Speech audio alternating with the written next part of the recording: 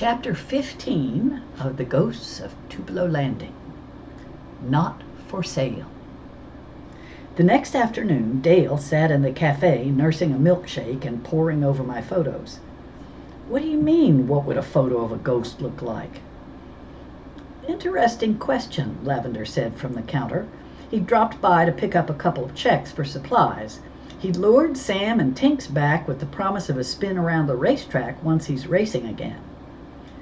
I see why you want to reshoot, Dale said.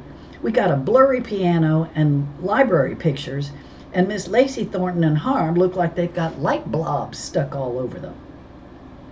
He smiled at Lavender. At least she's got some good shots of you, he said, thumbing through the stack. This one's nice, he added, studying a photo of the Colonel and Lavender side by side. It's yours, I said, and he slipped it into his pocket. Miss Lana smiled. Cousin Gideon might have some ideas about your photos, Sugar, she said. He dabbles in unusual things. Why don't you write to him?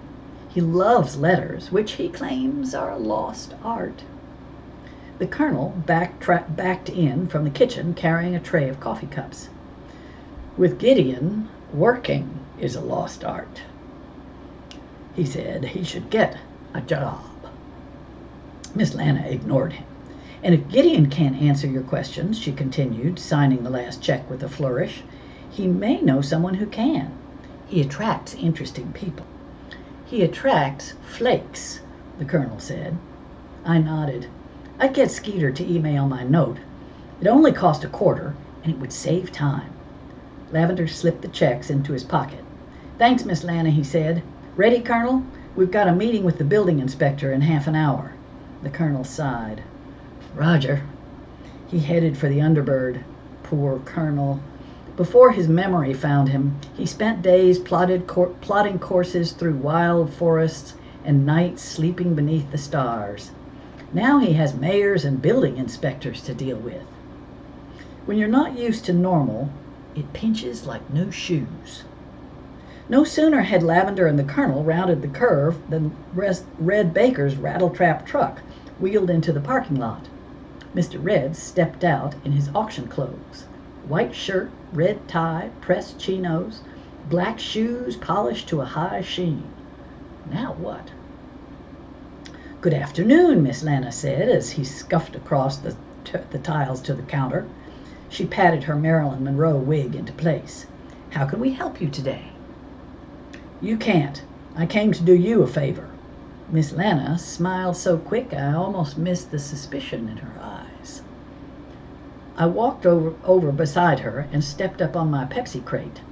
Red Baker's eyes flicked over me. Nobody wants to work for you, he told Miss Lana. The inn's haunted, whether you've got the eyes to see it or not. There's nothing wrong with Miss Lana's eyes, I told him. Didn't say there is. He ran a hand across his whiskers. You got ghosts. People talk. You'll run out of money soon enough, and then what? He popped his knuckles. I hate seeing Lacey Thornton struggle, he said. If Lacey goes down, others go down. Lacey's a silent partner with his mama, he said, nodding at Dale, and others besides. Miss Lana's face went calm as porcelain. How can I help you? She asked. Miss Lana says when dealing with a person of unknown intentions, you should be double polite, once for them and once for you. The Colonel says you should look for a weapon. Pear pie, perhaps, she offered, removing the pie cover and picking up a knife. I'll take a piece if it will help, Dale offered, vaulting onto a stool. I didn't come for pie, Red Baker said. I came to buy the inn. She hesitated, the knife hovering over the crust. She cut a careful wedge and slipped it onto a saucer. Red Baker grinned like a snake smiling at a mouse. A shiver crept up the back of my neck.